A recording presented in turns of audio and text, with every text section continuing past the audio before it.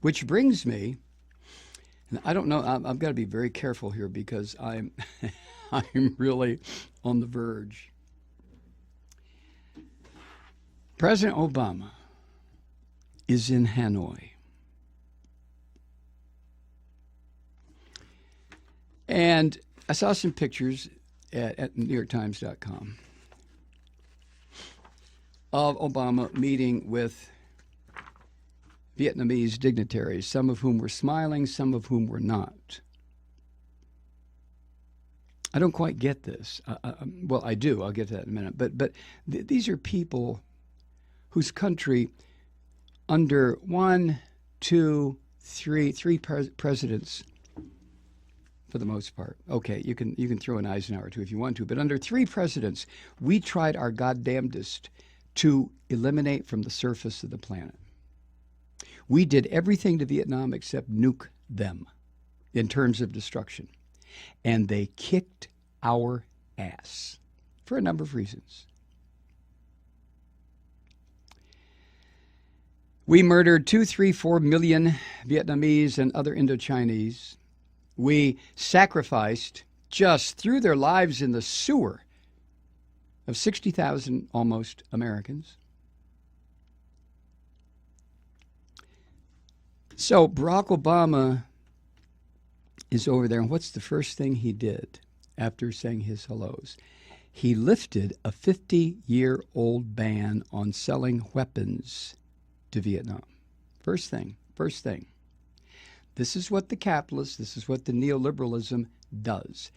First thing. Now, back here in the States, Grumman and Boeing and all the weapons manufacturers, they were just, you want to think that they were cheering. They weren't cheering. Because Obama was doing what they told him to do. They already knew. The first goddamn thing. Not wheat, corn, soybeans, water, smoke, mirrors. No. Bombs, weaponry, all kinds of shit. First thing. Now, keep in mind that Barack Obama won the Nobel Peace Prize. For that matter, so did Henry Kissinger. But I digress. Obama's over there,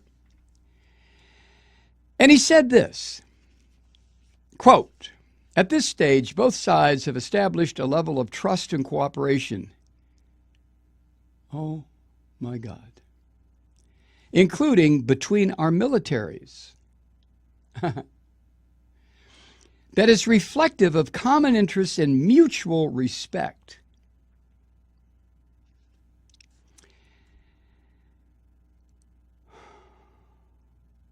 And then Obama said this change, lifting this arms embargo, arms ban, this change will ensure, I'm going to throw up just from the sentence, that Vietnam has access to the equipment it needs to defend itself.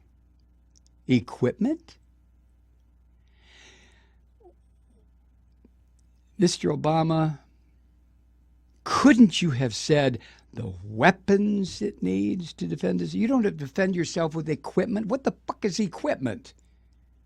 What, a car jack? That's equipment. Screwdriver?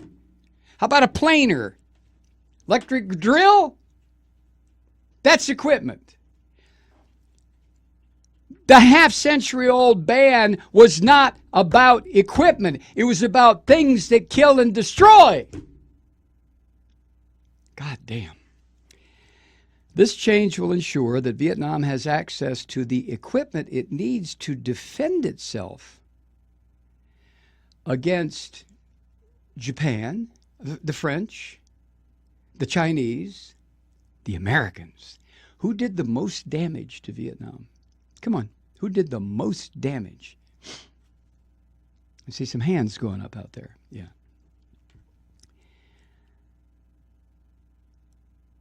Unbelievable. He says the change will ensure that Vietnam has access to the equipment it needs to defend itself, and it removes a lingering vestige of the Cold War.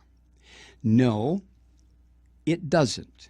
Let me tell you what would, where it concerns Vietnam, Mr. President, what would remove a lingering vestige of the Cold War. And that would be for the United States to send in, I don't know, 500,000 men again, only this time they would be civil engineers and people to repair the destruction that we did to that country over a decade, and to try to remove the soil that has been totally, totally fucked up by Agent Orange. To try to replace all the death and destruction that we perpetrated against the Vietnamese. Now, you can't bring anybody back to life, can you? Oh, damn.